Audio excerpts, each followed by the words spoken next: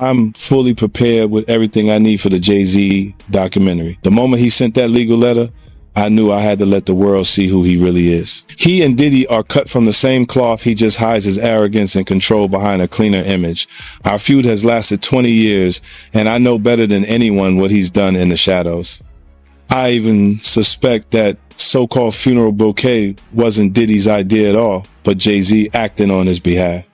Back when Nicki Minaj posted that video of him wearing a pink wig, all I did was repost it, and he got so nervous he had his lawyers threaten me. In 2015, Nicki worked her ass off helping him build his platform, and he allegedly pocketed her $7.9 million in royalties. And then there's his fingerprints all over key incidents through the years, whether it's the elevator footage or the guest list at Diddy's parties. He was involved, clearly, but somehow he always walks away untouched. That's what he's best at, pulling strings behind the scenes while pretending to be spotless in public. And now that a corner of the darkness has been ripped open, I'm not stopping. Everything my team and I are doing isn't about attacking anyone. It's about making sure the truth can't be buried by him ever again.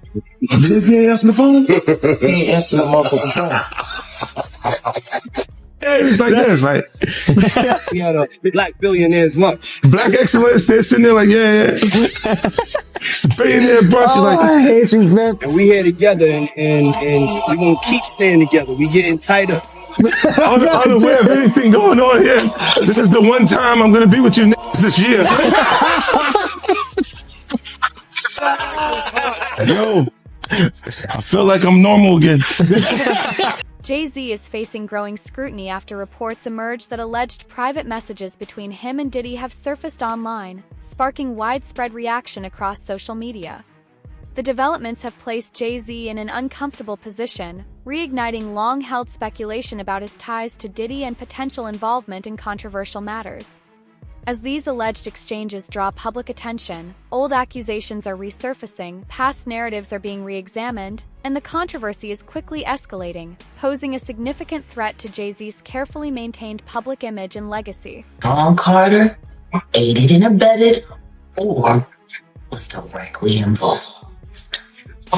It's about to get real tense, and there's a lot of girls and boys who are still trapped inside the machine. In previous interviews, 50 Cent has made it clear that he never associated himself with Diddy's inner circle, stating that certain invitations and environments immediately raised red flags, leading him to keep his distance.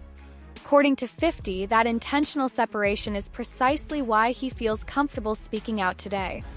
When the allegations eventually came to light, he noted that he found out the same way the general public did, through news coverage. And while the accusations were serious, he maintained that none of the revelations came as a surprise to him. Explained that Jay-Z is worse than Diddy. She explained how Jay-Z has done worse things than what Diddy did to Cassie to other females. And she said that she has the scars to prove it. She alleged that at one time Jay-Z attacked her and got it on film like Diddy did. And she alleged that this is why Jay-Z is totally pulling away from Diddy and you don't see him around. And it's been alleged for quite a while that Jay-Z is pulling away from Diddy because he doesn't want himself caught in the crossfire. I mean, you even have 50 Cent at this point talking about how Jay-Z is in hiding while this whole Diddy thing blows over. And you even have these accusations of Jay-Z being responsible for what happened to Cassie White. So I'm going to go ahead and roll you guys this clip of everything that Jag had to say about Jay-Z being worse than Diddy. And you guys let me know what you guys think about all this in the comments. Sean Carter is just as bad as the diddler. And I know that for a fact. I got the scars to prove it.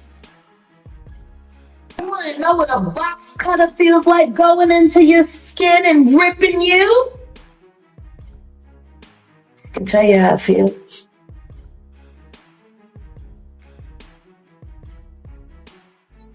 Y'all ain't seen shit yet. That Cassie shit, that's nothing.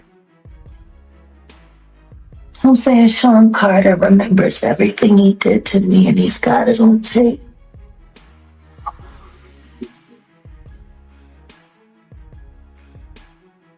Just like Diddy.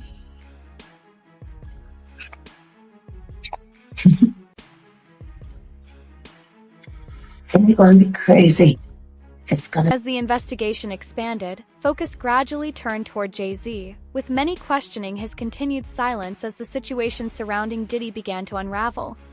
That low-key approach only fueled speculation further, leading some to believe his team may have been aware of his name appearing in civil proceedings and was attempting to manage the narrative before it got out of hand.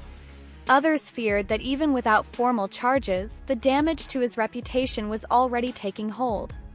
Meanwhile, social media accelerated the fallout, spreading unverified claims and amplifying speculation at a pace that made the consequences feel both rapid and unavoidable. Exactly what Jay-Z's accuser is saying, that even though she dropped the lawsuit, she still stands by what she says, and she only dropped it because of harassment and the fact that she's terrified of Jay-Z. She says that Jay-Z is allegedly bullying her into saying that her accusations were false. In fact, in new legal documents, she is claiming that she was recently approached outside of her home and cornered by two people who told her they were investigators working for one of Jay-Z's lawyers. She claims they tried to get her to sign an affidavit stating that her art claims against Jay-Z were false, but she refused. Jane Doe also claims the alleged investigators asked her if her attorney, Tony Busby, sought her out as a client and offered her money to pursue false claims against Jay-Z, two allegations she says she denied. He says this alleged confrontation left her intimidated and terrified, wondering how they found her when her identity had remained anonymous in media reports and legal proceedings. He also claims that her parents were approached by two investigators asking similar questions about Busby and her R story. In the new documents, she reveals she decided to drop the claim because she was frightened by the reaction from Jay-Z and his supporters. Says she feared she would be publicly outed. Industry insiders have cautioned that even a single criminal investigation could disrupt everything,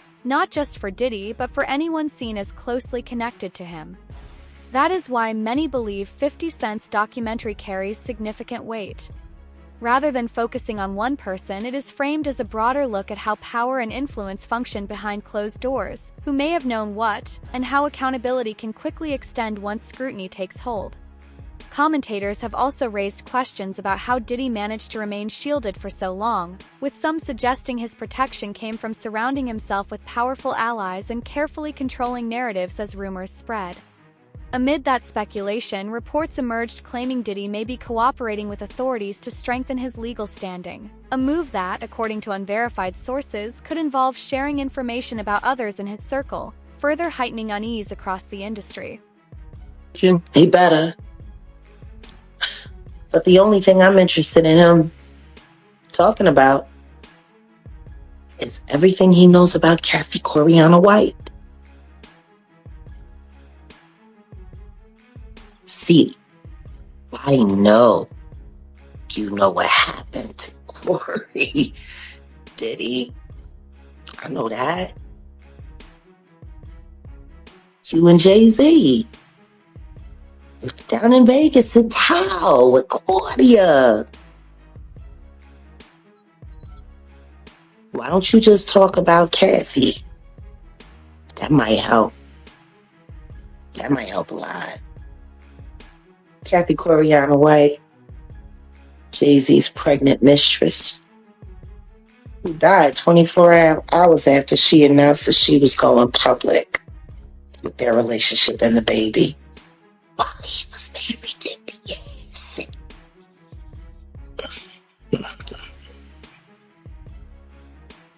Was it an aneurysm, Diddy? Or are you the one who paid the same coroner that you...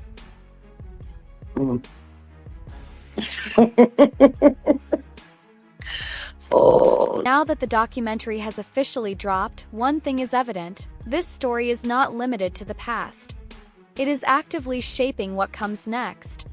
With every new detail, scrutiny tightens around those who chose to remain silent, and Jay-Z finds himself increasingly at the center of that focus. The renewed attention carries real weight because his history with Diddy spans decades, making claims of distance harder for critics to accept. That tension escalated when Gene Deal publicly challenged statements from Jay-Z's legal team, asserting the two were never truly close, and arguing that such claims conflicted with what many insiders had long observed. As more voices come forward and timelines are re-examined, the pressure continues to build, turning once quiet associations into questions that refuse to go away. How close was Diddy and Jay-Z?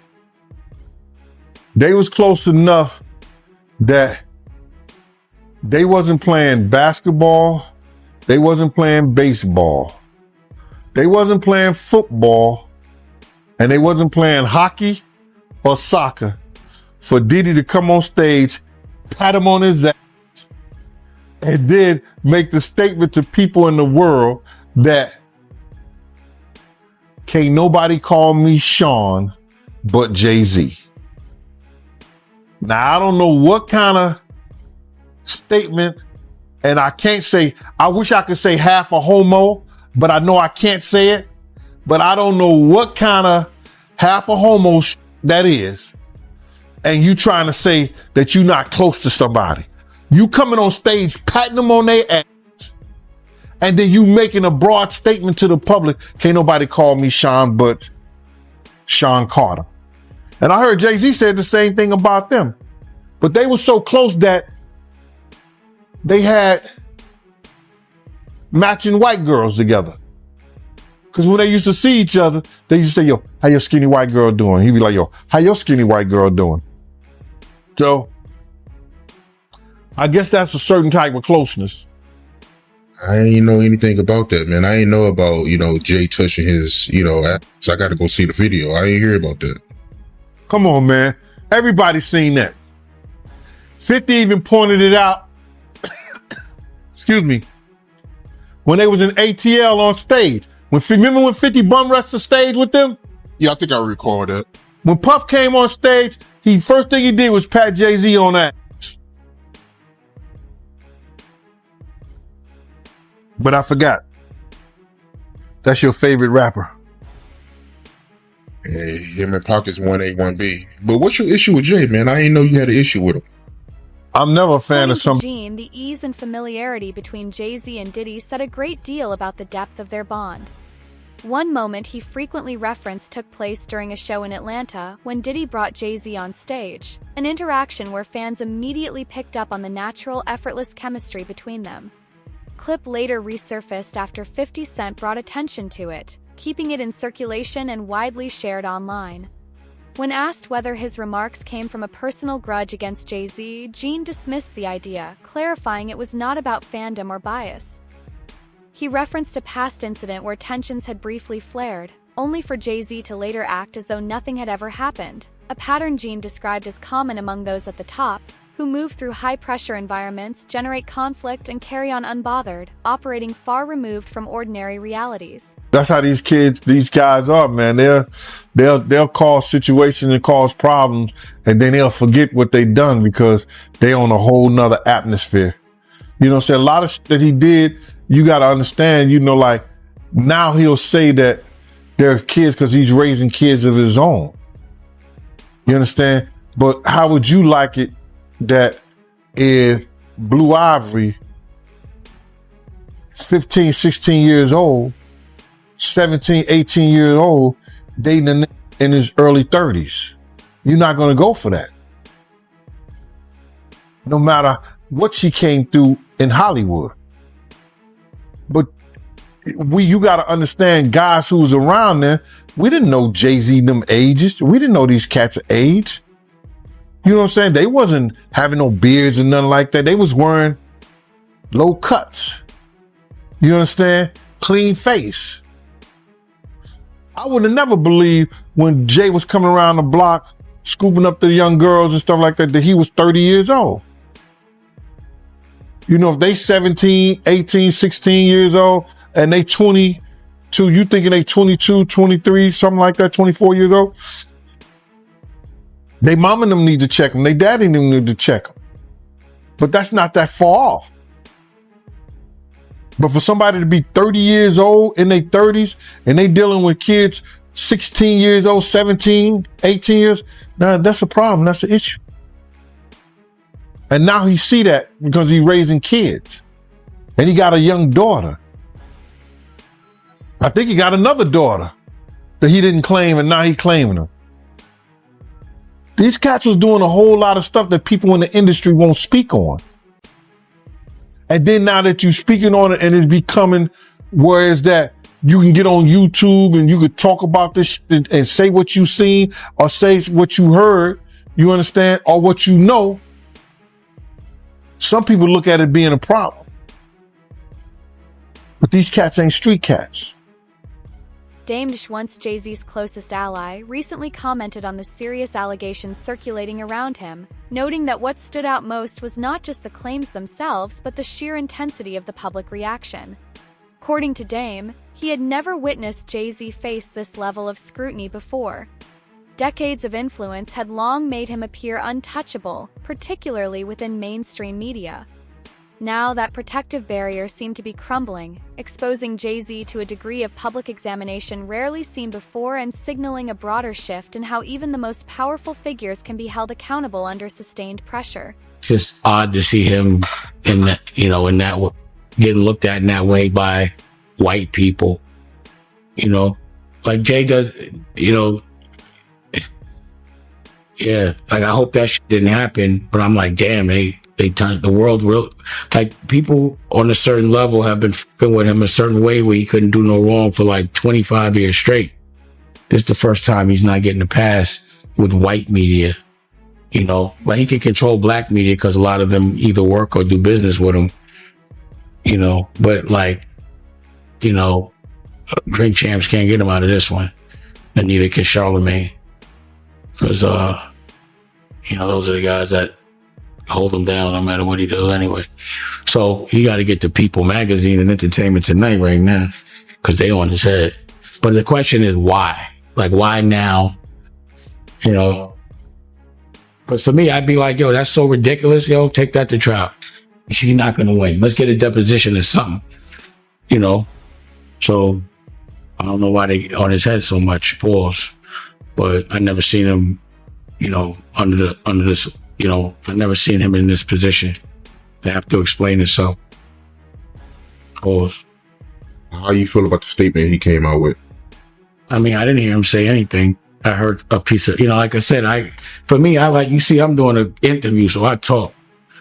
I thought it was long. For a statement, I thought it was long, pause. But, I think right now, his silence is the worst thing for him. If he is innocent, he needs to let people ask him questions, and he needs to be able to say his side of the story. What surprised Dame most was seeing Jay-Z in a position he rarely occupies, defensive and under constant pressure, a scenario almost unheard of outside a handful of isolated moments in his lengthy career. For decades, Jay-Z has seldom had to publicly justify himself, making the current level of scrutiny all the more striking. Meanwhile, questions linger about why 50 Cent appears so determined to expose him, and the Diddy connection alone does not fully account for it. Tony Yeo offers deeper context, noting that the tension between 50 and Jay-Z stretches back years, rooted in rivalry and lingering questions about loyalty. Hip-hop has always been fiercely competitive. Egos clash and conflicts erupt, but growth and maturity do occur. Yeo pointed to a recent performance where 50 took the stage with Dr. Dre and Cameron joined him, an old tension set aside as a sign of genuine personal growth. Cameron himself noted that Jay-Z places business above culture, a point Yeo echoed, observing that Jay-Z consistently shows up at major corporate events while frequently skipping hip-hop moments that hold real significance for artists like 50 Cent, fueling perceptions of imbalance and leaving unanswered. Said that he didn't know Puff at all or wasn't his friend. I thought that was a little extreme. I thought that was the wrong choice of words. I think that's going to trigger a lot of backlash. But the thing is, I never seen him get backlash at all. So that's what I'm saying. Now he getting backlash. Like, when did you know Jay-Z to be on his heels other than when he got beat up in the elevator? But that was nothing. But I've never seen him under the fire ever. Not in a long time. Not like, I've never seen people on his head like that, Paul. Ever. Yeah, this might be my first time seeing people come at him like this. Like I said, I didn't hear him say anything. Like, I'm not some white man speaking for another black man. Doesn't add up. It just doesn't work like that. Like, he doesn't know what to say on Jay's behalf. Jay would have to say that. So if he instructed him to say that, like, you don't even know if Jay told him to say that. He could have got off the stage and they was like, why'd you say that? He was like, I had to. You know, like he probably said it because homeboy wouldn't. You know what I'm saying? So who knows? Like I didn't hear him say anything. I haven't heard Jay say a word yet. Have you? Nah, I haven't heard him say anything. There it is. So y'all going by a piece of paper with words. Don't get caught up in that. I have not heard him say one thing yet. You know, until I see him speak, he hasn't spoke to me. That's why I said I don't think he did not say that. His lawyer said it. So that what else is the lawyer gonna say? Yayo was locked up. Every G Unit show, we actually put aside the money, bro. I told for him, and he had like a. He's like, Yayo had like $1 million. Right. I just told you when I came out of my building, I see the Statue of Liberty. Yeah, there was no way I was getting shot there. And this is what I kind of tell you is like, we was talking about stacks with the Porsche. 50's not gonna let you say get the Porsche. He gonna say let's get him out the hood first. You know, if the money's there, but the money has to be there for you to live like that. The money's there. 50 didn't have to do that. Rest in peace to Hervé from Interscope, because he always said to me, man, 50 do more for you than any artist, than anybody does for their artists, more than Jay-Z.